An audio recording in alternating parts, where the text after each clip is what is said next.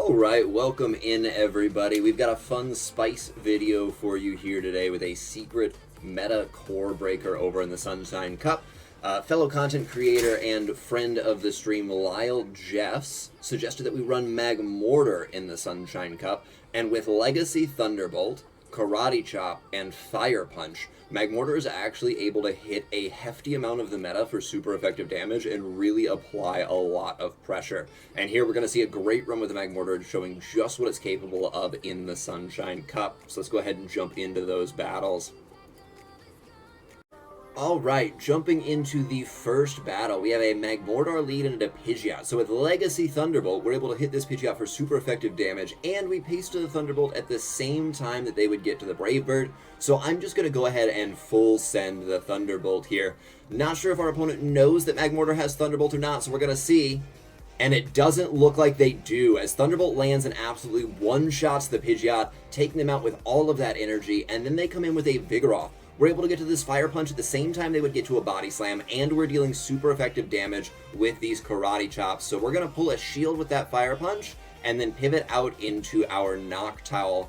Now, our Noctowl is met by a G-Fisk, but at this point, our Magmortar is dealing super effective damage to their entire team, and we're up a shield, so we're feeling pretty good. We also know they didn't quite get enough chip on our Noctowl to where 2 Rock Slides will be able to KO us, so we can comfortably tank 2 Rock Slides and make it to multiple moves here to really pressure the health bar of this Galarian Stunfisk without giving up any shields. So we get to maintain a very strong advantage here. I'm going to go ahead and go for the second Shadow Ball to really pressure this Stunfisk. They will barely survive, and now they're going to have to throw another Rock Slide if they don't want me to take them out with the Sky Attack, but they actually CMP tie us, and we win the CMP tie, allowing us to take them out with this Sky Attack. Now, knowing that that Vigoroth is coming back in and not wanting it to get a farm down, I'm going to go ahead and switch into our Tackle Miltank here, and just go ahead and start getting some fast move pressure on. We essentially just have to make it to 2 Body Slams in order to win this game, and with 2 shields, that's a very comfortable task for us. We're actually going to no-shield another Body Slam here, and get to a Body Slam of our own, setting up our Magmortar for a potential to close out here, because this is the Magmortar show, so we're going to try and give it its chance. We do pull a shield with the Body Slam, so now Magmortar with 2 shields just has to make it to a Fire Punch against the Vigoroth, and it's close, but we get there. Fire Punch going to get a KO here on the Vigoroth. Magmortar picking up 2 KOs in this game, including one-shotting the Pidgeot and showing just how much super effective damage it can deal in this meta.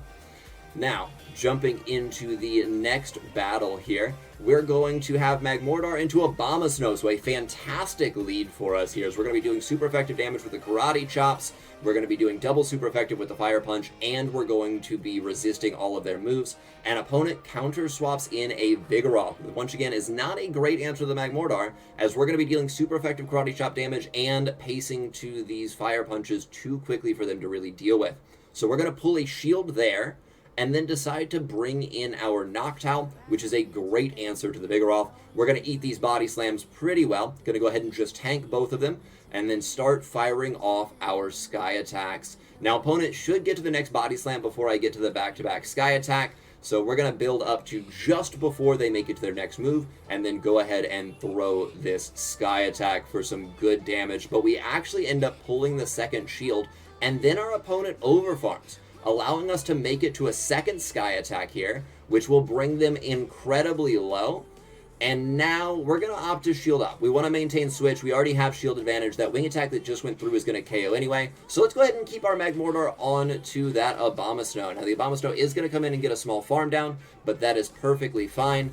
And now we do get the invisible glitch here, but in comes a Magcargo from our opponent. Now this is not a great matchup for the Miltank, but if they want to do any meaningful damage to us, they're going to have to throw Overheat, and instead they opt to go for the Rock Tomb. So at this point, I recognize that my win condition is going to be with the Magmortar, so we're saving our shields for the Magmortar here. we're going to go ahead and start firing off body slams, get as much chip down onto this mag cargo as we can, trying our best to throw on good timing so that we get 4 full tackles worth of damage in for every incinerate. And as you can see, this damage is steadily adding up, even though it's all resisted against the Magmortar. And at this point, we're going to no-shield the mill tank, and we are going to commit to a karate chop down of the mag cargo. Now, this is a big farm down for us, and we're going to go ahead and give up a shield here, as Rock Tomb would do a lot of super effective damage, and Magmortar is a pretty glassy Pokemon. And now, we commit to the farm down. Can we get there? We do. We managed to get the farm down just in time. Now, we have the back-to-back Fire Punch loaded, but I was playing these games on stream, and I lost track of our opponent's shield. So here I think our opponent still has a shield, so I decided to commit to the farm down, expecting that I won't be able to make it to 2 moves and they would just shield the next move. And opponent makes it to a Weather Ball, but it doesn't KO, so even without realizing they didn't have a shield there, Magmortar able to close that game out and save me from making a huge mistake. We reset the app because of that invisible glitch, and then we jump into the next game with Magmortar into a Shadow Ember Ninetales here. Now, I'm just going to go straight for the Thunderbolt here, just full send for some damage. And it looks like our opponent gets an extra Ember through, so they get up to 8 Embers. At the time, I did not expect them to be on anything that could deal neutral damage to us. I was expecting a Weather Ball overheat set, so I decided to no-shield, and we end up tanking a lot of damage from that Psyshock instead.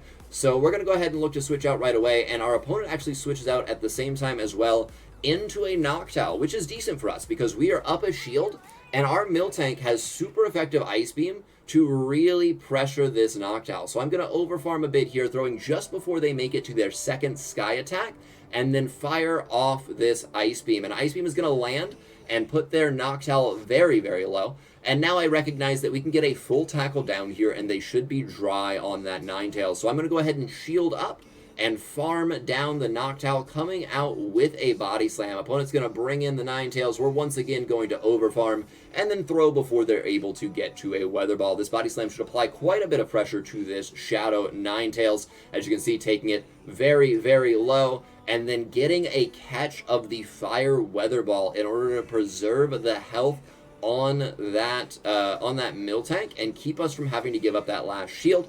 And then we get a nice wing attack down there of the Ninetales, and opponent brings in their own Pidgeot.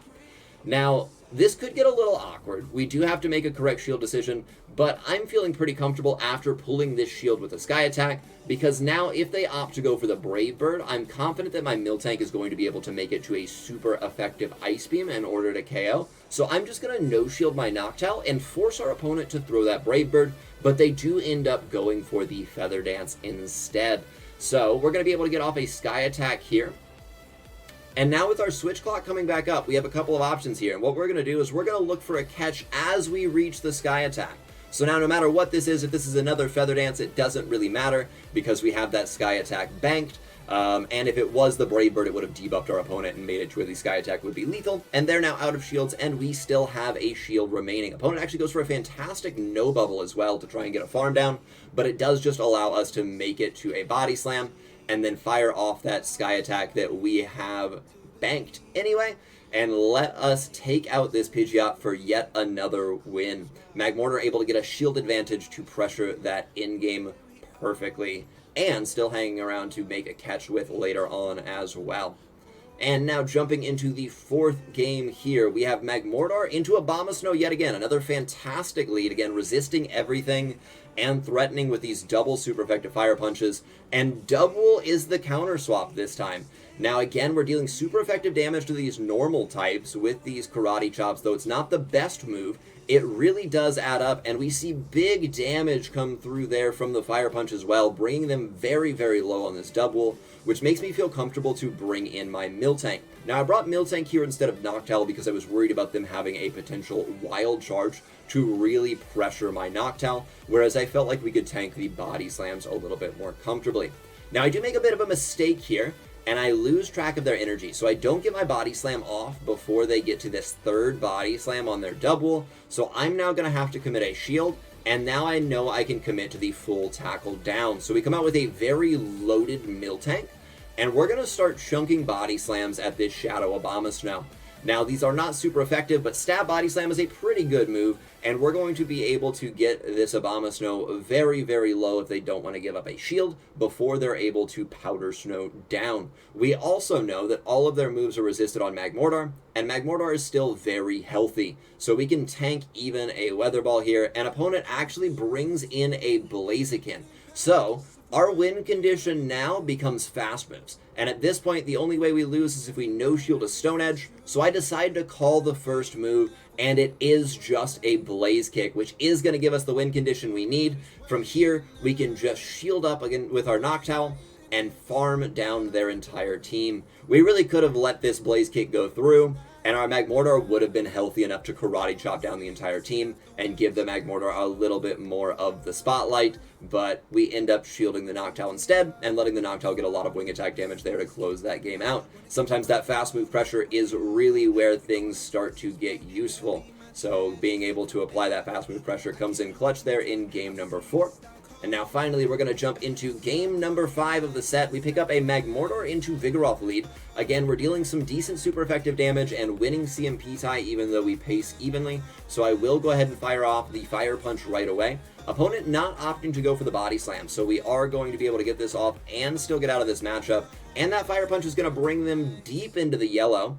And we soak energy onto our Noctowl. We know Noctowl can take this Body Slam very, very well. So we're perfectly content to no-shield here, and opponent is going to mirror with their own Noctowl. Now this is just fine, because we're up quite a bit of energy here, so we are going to go ahead and fire off Sky Attack after Sky Attack, and just try and bring this Noctowl as low as we can. They've also dumped a lot of their energy on the Vigoroth, so we're not too worried about the Vigoroth's energy either.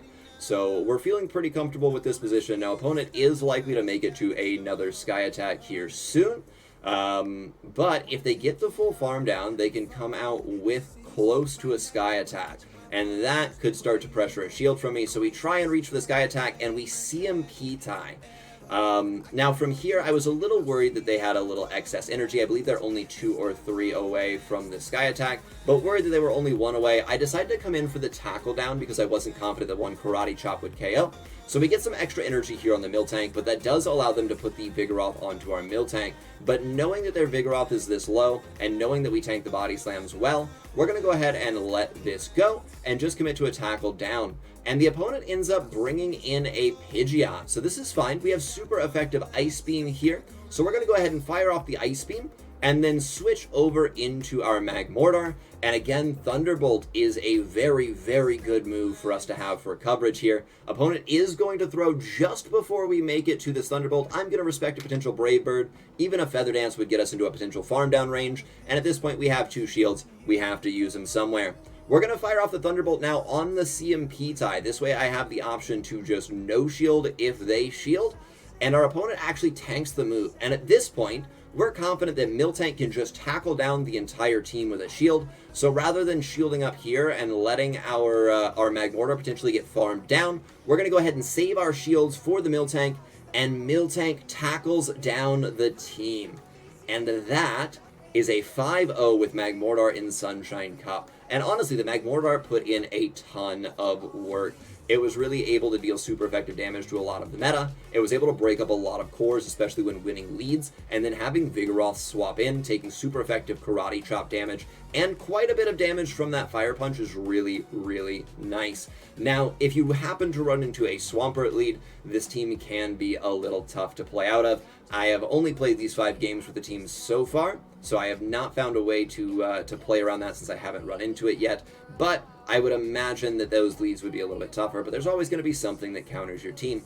That being said, I think Magmortar is an incredible core breaker for this meta, and a really, really fun spice pick if you happen to have one. Once again, I want to give a big shout out to Lyle Jeffs, fellow content creator and friend of the stream, for the suggestion and the team idea in general. It was a fantastic team idea. It was a lot of fun, and I highly recommend you guys go give Lyle a follow over on Twitch, as he is an amazing battler and amazing content creator.